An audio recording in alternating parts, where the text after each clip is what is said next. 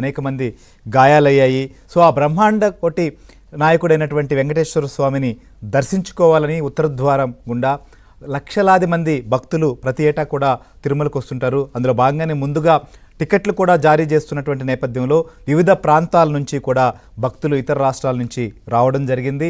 గతంలో ఉన్నటువంటి పాత విధానాన్ని కొనసాగిస్తూ కింద కూడా ఏదైతే కౌంటర్లు ఏర్పాటు చేసి టోకన్లు ఇస్తామని చెప్పడం, ఆ కౌంటర్ దగ్గర ముఖ్యంగా ఏదైతే రామానాయుడు స్కూల్ దగ్గర చోటు చేసుకున్నటువంటిది, బైరాగిపట్టడి పార్క్ వద్ద చోటు చేసుకున్నటువంటి పరిణామం, ఒక్కసారిగా గేట్లు తీయడం, అక్కడ తొక్కిసలాట జరగడం, ఇలాంటి విషాదానికి దారితీసినటువంటి పరిస్థితి చూసాం. సో ఈ పరిణామం వెంటనే కూడా ముఖ్యమంత్రి స్పందించడం, మంత్రుల బృందాన్ని అక్కడికి పంపించి పర్యవేక్షించడం, వైద్య సేవలు అందించడమే కాకుండా వైకుంఠ ఏకాదశికి వెళ్ళేటువంటి భక్తులకు కూడా ఇబ్బంది కలగకుండా చూడడం, ఇలాంటివన్నీ కూడా జరిగాయి. అయితే ప్రస్తుతం మొత్తం కూడా ఏదైతే తిరుమల తిరుపతి దేవస్థానానికి సంబంధించినటువంటి విషయంలో ఏ సంఘటన జరిగినా ఎలాంటి అంశమైనప్పటికీ కూడా అది కొన్ని కోట్ల మంది భక్తులతో సెంటిమెంట్గా భావించేటువంటి అంశం, చాలామంది భక్తులపై దీన్ని ప్రభావితం కూడా చేస్తుంది. సో ఈ నేపథ్యంలోనే ఈ ఘటనకు సంబంధించినటువంటి అంశం పైన ఎవరైతే నిర్లక్ష్యంగా వహించారో వారిపైన ఇప్పటికే సస్పెండ్ చేశారు, బదిలీ వేటు కూడా వేశారు. అయితే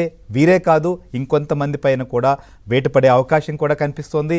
న్యాయపరమైన విచారణ కూడా సమగ్రంగా జరపబోతున్నారు. ఒకవైపు ఎవరైతే చనిపోయారో వారికి ఎక్స్గ్రేషియా అలానే ఉపాధి అవకాశాలు కూడా చూశారు. అయినప్పటికీ కూడా ప్రస్తుతం ఉన్నటువంటి పరిస్థితుల్లో స్పష్టంగా ఈ సంఘటన జరిగిన తర్వాత మంత్రుల బృందం కావచ్చు, ముఖ్యమంత్రి, డిప్యూటీ సీఎం వీళ్ళందరూ చూస్తే కూడా అక్కడ అధికారుల నిర్లక్ష్యం, ముఖ్యంగా కోఆర్డినేషన్, ఏదైతే శాఖల మధ్య సమన్వయం లోపించడం, ఇలాంటివన్నీ కూడా జరిగాయనేది మాత్రం అర్థమవుతోంది. సో ఏదైతే చనిపోయినటువంటి వారిని ఒకవైపు ఓదారుస్తూనే క్షతగాతులకు వైద్యం సేవలు అందించడం పైన అటు ముఖ్యమంత్రి దగ్గరగా వారి అందరితో కూడా మాట్లాడడం, మంత్రులు వారందరితో కూడా మాట్లాడడం అన్నీ కూడా మనం చూసాం. సో ఈ విషయంలో ఇప్పటికీ ఎవరైతే ప్రభుత్వం అన్ని రకాలుగా అండగా ఉండే ప్రయత్నం చేస్తోంది, ఇంకోవైపు టీటీడీ ఈ విషయంలో జరిగినటువంటి తప్పిదం పైన అత్యవసర భేటీ కూడా ఇవాళ నిర్వహించారు. ఇంకోవైపు ఇంకా ఏం ప్రక్షాళన చేయాలి, టీటీడీ నుంచే ప్రక్షాళన మొదలు పెడతామని చెప్పి కూటమి ప్రభుత్వం వచ్చిన తర్వాత చంద్రబాబు నాయుడు చేసినటువంటి ప్రకటన. అయితే అధికారులు కావచ్చు, పాలక మండలి కొత్త వారు వస్తే సరిపోతుందా, ఇంకా ఏం చేయాలి, ఏ రకమైనటువంటి మార్పులు తీసుకురావాలి అనేది కూడా ప్రస్తుతం చర్చకు దారి తీస్తోంది. ఎందుకంటే మనం చూసాం ఈ ఘటన సంబంధించిన దానిపైన భక్తులు కావచ్చు ఒకవైపు వాళ్ళు రియాక్ట్ అవుతుంటే, ఇంకోవైపు దీన్ని రాజకీయం చేసేటువంటి ప్రయత్నం.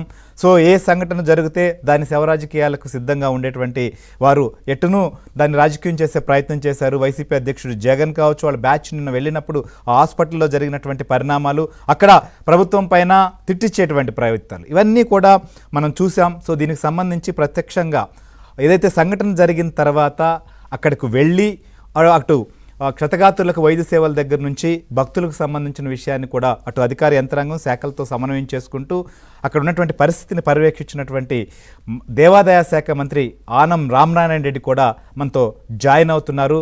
సో అక్కడ జరిగినటువంటి పరిణామాలు ఏంటి, ఏం చేశారు, ఇంకా ఏం చేయబోతున్నారు, సో ప్రతిపక్షం సంబంధించినటువంటి వారు చేస్తున్నటువంటి శివరాజకీయాలు ఏంటి, సో ఇంకా కూడా వీరు ప్రజాక్షేత్రంలో కాదు వీరు మృగాల్లా వ్యవహరిస్తున్నారని చెప్పి రామనారాయణ రెడ్డి ఎందుకు కామెంట్ చేయాల్సి వచ్చిందో కూడా మనం అడిగి తెలుసుకుందాం. మనతో పాటు దేవాదాయ శాఖ మంత్రి